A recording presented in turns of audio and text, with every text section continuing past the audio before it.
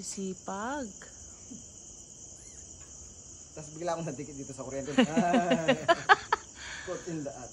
Ganda, Ra. Wow. Yayamanin na talaga yung house. Pera na lang kulang. Mayaman na. Ganda, oh. Ang ganda nga, ano? Dito sa kalay mo, no, may lag. Sarili ka ng Christmas tree. Yun din kasi gusto kong ano sa kay Silva, yung di niya nadanasan noon, na yung sarili na niya. Home sweet home.